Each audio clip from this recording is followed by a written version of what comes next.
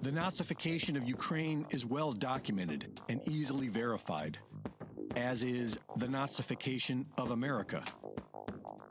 During the 1930s, there were many notable Americans who supported the Nazis, such as Prescott Bush, Henry Ford, and Fred Koch, banks such as J.P. Morgan and Chase Manhattan, companies such as General Motors, Standard Oil, Shell, and IBM.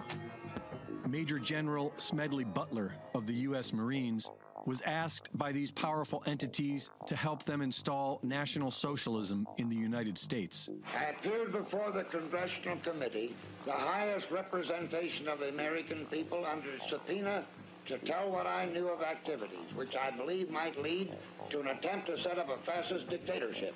I was supposed to lead an organization of 500,000 men, which would be able to take over the functions of government.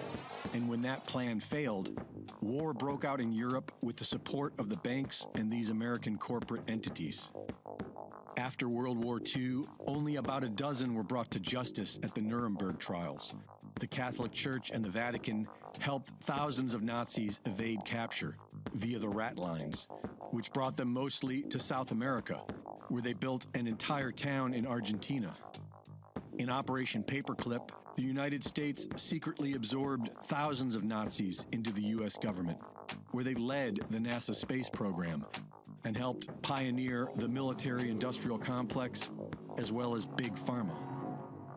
Many believe that being a Nazi is synonymous with being anti-Jewish, which may have been true in 1930s Germany, but it's complicated. Many high-ranking Nazis themselves, including Adolf Hitler, were Ashkenazi Jews, who can be traced back to the notorious Khazars, who mysteriously mass-converted to Judaism about 1,300 years ago in the region now known as Ukraine. Ashkenazi Jews ran the political Zionist movement in Germany, and for several years, the Zionists were the only political party allowed to operate inside Germany by the Nazis. Both the Zionists and the Nazis wanted their own ethnically pure state, and for years before their final solution, the Nazis helped the Zionists in their efforts to establish the State of Israel within Palestine.